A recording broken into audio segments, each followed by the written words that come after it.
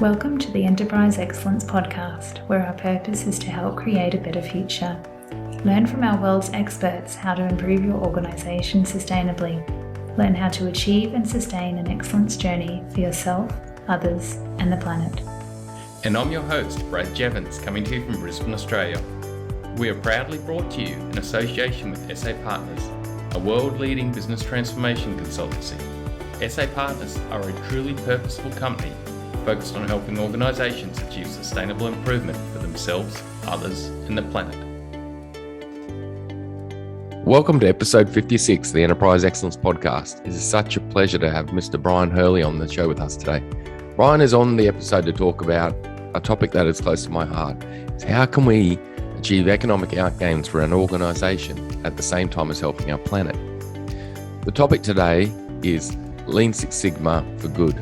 And I'm so looking forward to this episode. Let's get into it. Brion, thank you so much for joining us today. Thanks, Brad, for having me. Brion, what's your backstory? Like, what got you involved in this path of, lean and continuous improvement, and also the environmental side of things? You bet. When I went to school, I went to school for statistics. So I was learning all these cool data analysis techniques. Wasn't quite sure where I was going to use it, but I knew there was probably jobs out there for me to help with. I went into a quality management and productivity master's program right after school. And that gave me a different perspective. So I learned a little bit about Deming and a little bit about some of the improvement and quality gurus. But not until I started working full-time at an aerospace company did it really start to sink in about how I could be helpful and useful. And so I just kind of found that I had a lot of flexibility. I don't know exactly if they knew where the best place to put me. So they kind of let me go free and learn the business and go be helpful, basically. And that allowed me to kind of act like an internal consultant. So I was trying to bring in some Six Sigma methods and show people we need to collect more data. We need to learn about statistics or refresh their memory. So most of my classes were basically reminding people what they took in school for statistics class. And so then trying to apply it to the real situation they're dealing with so they could see that connection. Because I think a lot of people struggled with that. They took a class and then they'd try to problem solve at work and they weren't making that connection. And I was learning as I was teaching people about some of the data sets they have to deal with and the small volume and how to deal with that situation. So it's just really great experience I got. Probably 15 years ago, I started to learning more about the environment and some of the problems going on. And kind of light bulb went off in my head that, wait, this is just data. And this is another problem. It just requires a little data analysis. The company I was working for was a supplier to Boeing, and Boeing had just encouraged them to start lean probably a year or two before I started working there. So they were early in the lean journey. And I was kind of looking at our improvement program and trying to bring more statistics into it, but also really getting curious about the lean program. So I went through all the training and started to pick up and learn about that as well. So then my roles have always been some kind of process improvement role. Wow. But it was about, 15 years ago where I started to see like, we got some serious problems to deal with. And this Lean and Six Sigma methodology, there's something we can use this to apply to it. Yeah. So again, it got me really excited. I started doing some research. I found the U.S. Environmental Protection Agency had done a Lean and Six Sigma series of booklets that they put out. And I started to digest those and learn about those. And that really got me excited that they'd already put some case studies together of companies that have gone in, used Lean and Six Sigma to reduce their water, reduce their energy, reduce chemical usage, reduce what they're putting in the landfill and the pollutants they're putting out in the air. So I said, these are like really exciting, motivating projects to work on. And that's something that I felt like maybe I could try to learn more about and then see if I could do some projects at my work. Yeah, that's amazing. And Brion, it's so interesting. Like I haven't had a guest on yet talking about the Six Sigma and statistics side of things. Okay. And a lot of the times it gets lost. in today's world, I see. But, you go back to Deming and we go back further. It was a key part of everything. And in many companies doing great things, it's a key part of everything. Yep. What is the power of data and actually taking that little bit of time to get that data versus just going with the flow? Yeah, and I think that's a balance there, is trying to figure out how much time do we spend on the data collection, because there is time invested in that. And so sometimes it's wasteful because we're not using that data, or it's not very good data. So I think that's always something we should look at and challenge, is say, are we collecting and looking at the right information? But it's quicker to just assume that you know what's going on, you can jump to a solution, you know how to solve it, or you're really confident in that. And if I found if your management's not asking you to prove it with data, then there's no drive or expectation to go get the data. So when we would do training and projects and I would ask for that, it was kind of a little bit of conflict there, because no one else is asking for this, but I'm making them go get that to prove to me that they're actually getting results. And I think that's an important part, is the data helps us all along the problem solving process, from making sure we actually do have a problem, because that's been a challenge I've run into, is people will say they've got a problem and we go get data and it's not that bad, or it's not as bad as they thought it was. Yeah. I've also had the opposite happen, where they say it's a problem and we look at it and it's a really big problem. Yeah. Once we got the data. One was actually on training for contractors coming in a building. They thought that most of them were getting the safety and environment safety health training. And when we pulled, or I didn't pull the data, but my lead person, when we were going into a lean event, she pulled the data and found 1% of the contractors had been trained. Oh, wow. And they thought it was more like 30, 40, 50%. Yeah. So that data really escalated the size and impact importance of that project and that event to get the leadership attention on it. Because before, I think they were bought in, but they really were bought in when they saw how poor the process was performing. Yeah. And then just going through and validating that we have good data and using that data to guide us to understand where the problems are happening. Is there a cyclical pattern? Is there a difference between different groups or different people? Even day of the week often still has a significant effect on the results. So why is that happening? Why are some teams or workers doing better than others? Why are some facilities and offices doing better than others? So just being able to take that data, break it down, can help give us insights into the problem that didn't come up during discussions or we didn't know about. Yeah. But then the most important part, I think, is really when we get done, how do we know that we've been successful? How do we know that the time has gone down? How do we know that there's the more consistency in the process? How do we know that the customers are now happier, or that our deliveries are more consistent or on schedule? So it's throughout the whole process. I don't want to overload the team with data, but I also want to be smart about where we need data and where it's essential, so that we can have confidence that we're going down the right path. It's amazing the results you can get when you do take that time to, collect the right data, but also focus on the right data. Like Brian, I do a lot in agile, and you look at the word agile and you go, oh, it's a free for all and just be agile. No, it's not. There's a lot of structure and a lot of data behind agile too. It's about being able to measure your progress, track, learn from the data, learn from customers. But what do you think, Ryan, would you say we're getting worse with data and learning from data from what you see, or better at the moment? Yeah, that's a great question. My first reaction was we're getting a lot of data. So that's great. And I'm excited about the ability to capture data I can get data on how much I sleep at night just off my Fitbit or my Apple Watch, right? You've got one too. Yeah. So that's great. To me, to write down what time I went to bed and when I actually fell asleep, that's hard data to get. But when I track that, I can pull that pretty easily into a spreadsheet. However, it still requires someone to look at the data and do something with it and make decisions from it. And so I think that's where it can be a little overwhelming at times too, that we have so much information coming in. People aren't really sure where to get started. What do I look at first? It's almost overwhelming for them. Yeah. So I think that's a little bit of a challenge with the benefits of getting that data. It's can be overwhelming.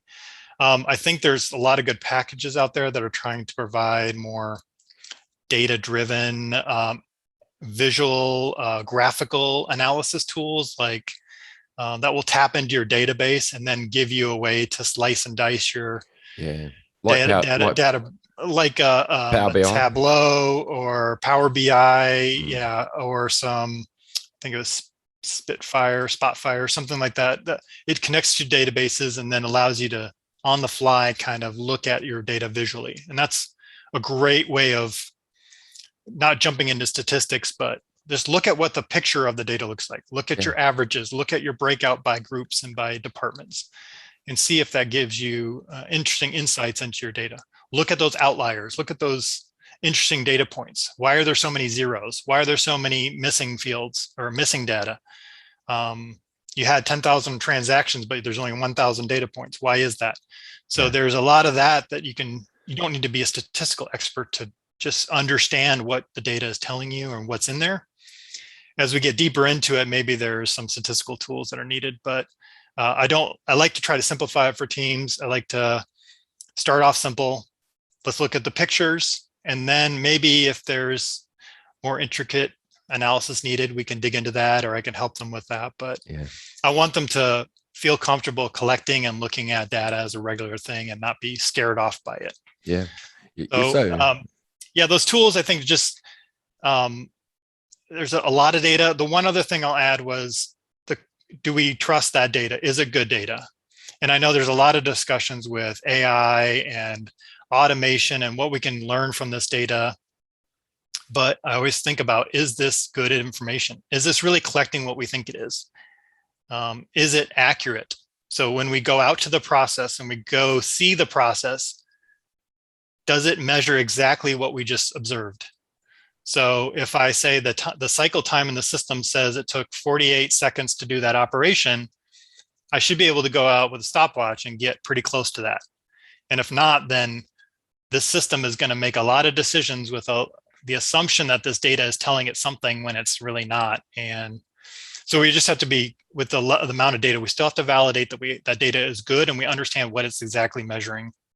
Yeah. So we're not making decisions that are based on what I think the column name said, but that's not really what it measures.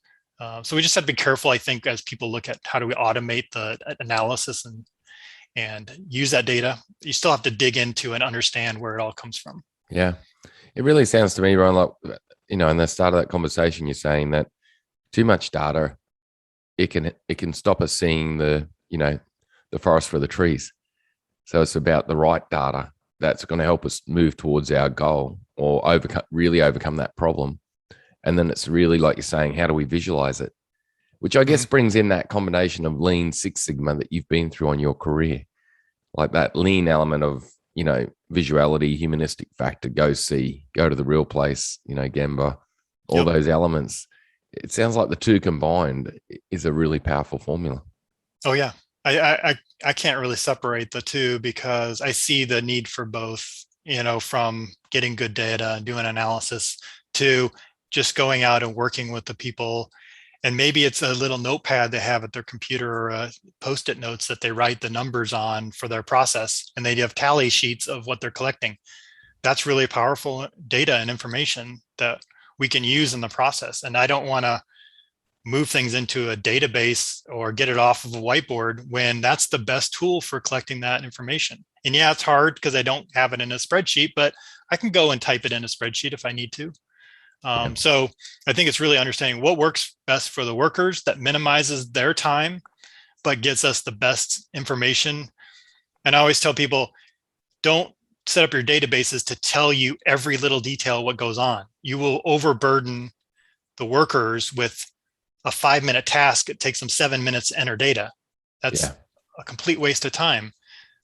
find the data that points you to the process area, and then get out of your chair, walk over, or connect in with the team virtually somehow to watch and observe the process. We can't expect the data to tell us all the answers. And I think I see that a lot, that it's just super, super complicated how to fill out transactions and records about the process, when it's trying to make the engineer and the support teams work easier, but you're dumping it onto the workers who are the ones adding the value. And that's not right. So get the data that is going to help you focus on which area to look at for the details, but don't expect the system to tell you all the details. Yeah. And like you said too, in today's age, how can you get flow with that data? How can you automate it? Because it's so easy to do. As long as you're still doing the humanistic check on going to Gemba and understanding. Yep. But then also, I guess what you're saying is automate and collect the right data too, because I guess I've seen it too, Brian. I've seen so many leadership teams become paralyzed with data. They've got amazing data, masses of spreadsheets of it, but they're like a deer in the headlights, because it's like, well, your brain can only compute like 2-3 bits of data at a time. Yep. So they end up doing nothing rather than being able to do something, because the data just overwhelms them. Or it takes so long just to look at all the different dashboards that they don't really have time to go in and investigate anyone's particular signal or problem. And so, if you're spending all your time doing the administrative part of it, of getting the reports together or looking at them, and it's taking you away from solving problems, then that's an issue. Yeah. And that's the powerful thing of Six Sigma, isn't it? It's like this toolkit of amazing data analysis tools, but it's like choosing the right tools, isn't it, for the right application on it, plus the lean elements that are going to help you really validate and take the humanistic element to that. Yeah. Yeah, and I always like to start with lean, because I think that's got a much broader view of problems. I think Six Sigma does a great job for certain types of problems, complex problems, ones that the team has already tried to improve, maybe they're struggling with and they get stuck. That's usually when I like to bring in a little bit more of the Six Sigma piece, but not every problem is complex. It's just getting the right people together to agree that it's a problem, and then get the expert workers to give them time to think about it, and then give them support team to work with them to help come up with solutions. And that's half the battle. Sometimes it's not complicated, what's really going on. So there's more of those problems, I think, out there than, I need a really complicated experiment with multiple interactions and quadratic equations to make this model understood. Yeah, there is opportunity for that, but I'd say 80% of what I see is core lean tools can probably address it. And maybe 20% requires some more Six Sigma type analysis. Yeah. Use a hammer to hit a nail, a drill to drive a drill bit. Yes. Yeah. The problem is when you're just using a hammer the whole time, right. It can get messy.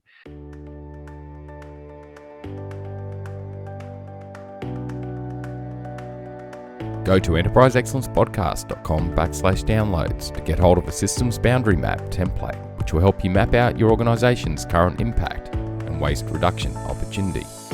This is a great tool to help an organization create a baseline of opportunity, both environmentally and economically.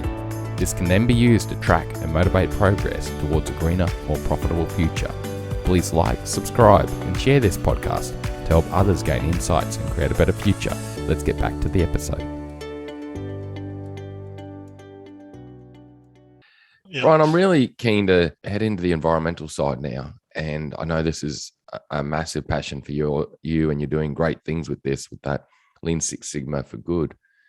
If you look at the environmental space, I'm just going to summarize something here, and I'm keen to get your thoughts on it. Like for years, I've seen in the media just this emotional hearsay and tug of war, you got one side, the people who just don't feel anything's happening negatively, or there's not a challenge, and it's an emotional driver. There's no data behind it. Mm-hmm. And then on the other side, you've got people who are concerned and worried about it, and they're using every angle they can to try to get the message out there. And it's really, how do we connect the dots that we use the data and use the fact, plus go see and understand by going to look, to then actually get the results. And like you and I know, the results aren't win-lose. They're win-win, aren't they? Yeah.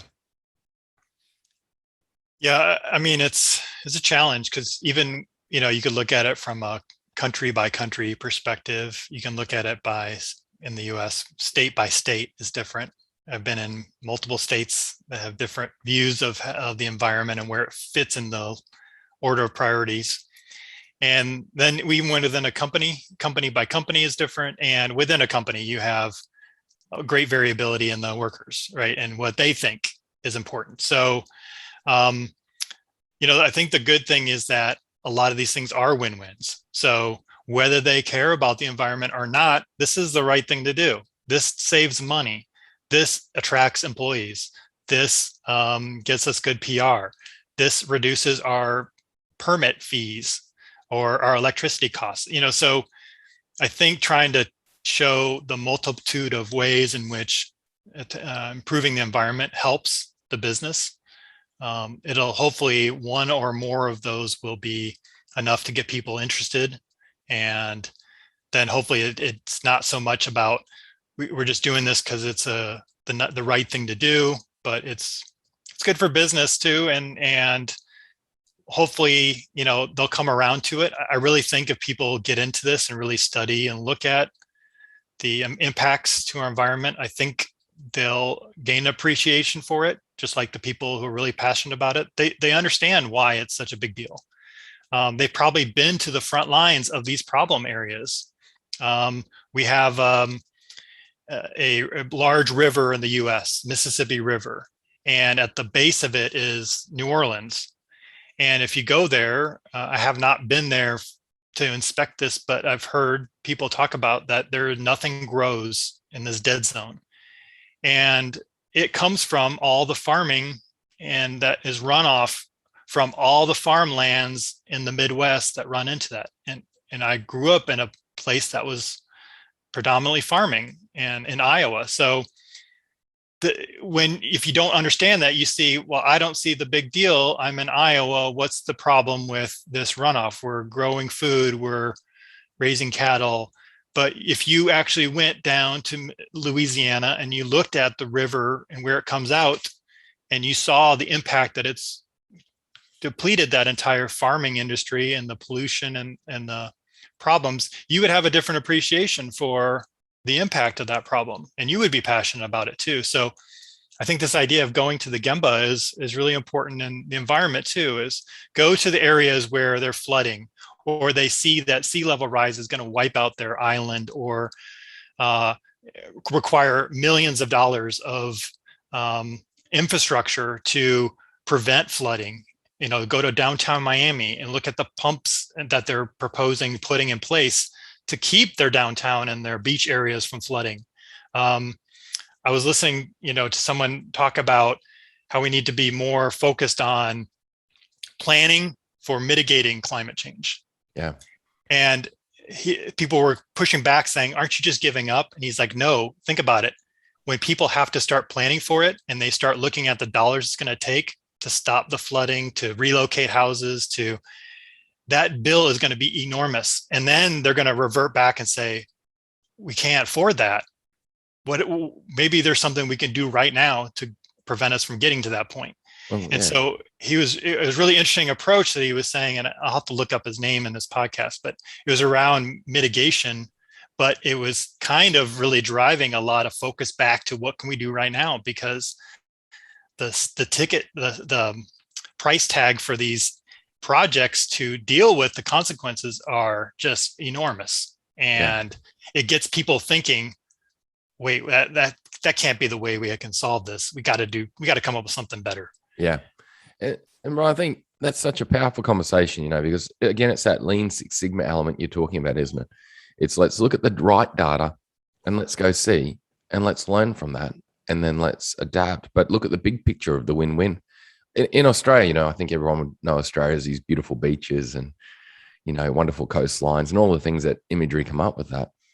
But you go down any of the beaches now at any particular time after a storm event, and this is happening multiple times a year, and there's like these massive cliffs of sand dunes, and it's pushing back into the final sand dune. I love a place called Bribey Island, and you go there, and it's just at certain times in the year, it's just a massive cliff, of dune. It's not a dune.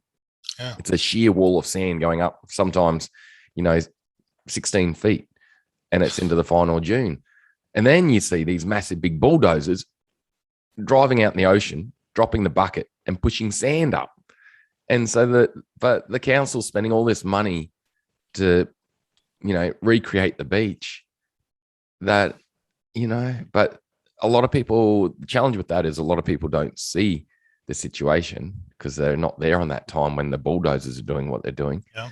But also that cost that the council is spending can be lost. It's not connected to, let's connect that cost and that social impact to the work we're doing or not doing on environmental, and let's get a win-win out of it. Is that what you're talking about? Yeah, the externality cost is big. Who's paying for the pollution? Who's paying for, the metals that are getting into our water streams, coming off of a coal-fired power plant? Who's paying for the asthma medication and hospital visits and ER visits for people who are suffering because of the air quality? And so that's going it's getting allocated out to society and individuals. And that's not fair when we can point back to key drivers of that. And then if I'm all for free market, but not if you're only paying for some of your impact. So whether it's a carbon tax or a price per carbon, I know Australia has had ups and downs with trying to get a carbon fee added. But I think that's got to be the way to get the attention on the business community to say, this is going to be your cost. Going forward, your energy costs are going to go up, or your carbon costs are now going to be showing up, and it's going to be to help pay for the impact that you've directly or indirectly caused. And then it'll be, I think, a much simpler discussion, because I've been in those rooms where the payback period is 3.5 years, but they claim to have 50 projects that are less than a year payback. And so it's not that these are bad projects, they're just small relative to the other projects that are out there that they can spend their money on as a business. So, but if we could put a price to that impact and show that there's a bigger cost to doing business the same way going forward, those projects are going to come down to 2 years and 1 year paybacks and be more competitive. But I'd also challenge that a lot of those projects aren't really 1 year paybacks. They're going back to data.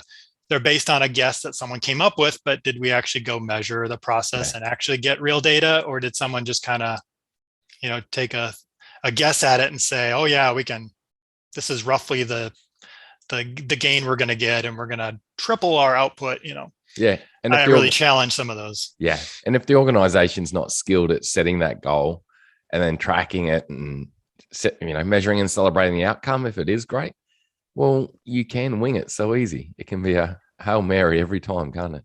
And that goes back to, is the management asking for the data?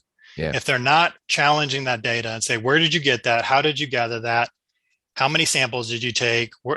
How much confidence can I have in that number? If they're not asking that question, then people are going to continue to guess. Yeah. And we're also not going to go back and say, that project we did a year ago, 2 years ago, what was the actual return on investment on that? Yeah. Is they get them funded on a return on investment, but often I've seen the companies aren't going back to validate that. Yeah. And I think they would learn a lot by doing that, to say, all these projects we thought were 1 year, 2 year, 3 year paybacks were 5-6 year paybacks in some cases. So that would bring it back to them to challenge, when we are proposing these projects, let's get real data and take a little bit extra time to get better data, so we have a better estimate of what the outcome will be. So we can compare it fairly to all these other projects that are places we can improve upon. So one example would be like an LED project. The changing out the light bulbs and putting in LEDs is a pretty straightforward calculation on what you're going to save. And I've helped people with a project to calculate that out, but it got lost in the other projects who had less than accurate data. And so it kept getting pushed out to maybe next year, maybe the year after. But it was a little frustrating because I didn't feel like the other projects put nearly the amount of work into showing the actual payback and getting good data. So theirs looked better on paper. Yeah, too true. I see that all the time myself. Hey, Brian, with the episode, we may finish up episode 1 there and come back for episode 2 next week.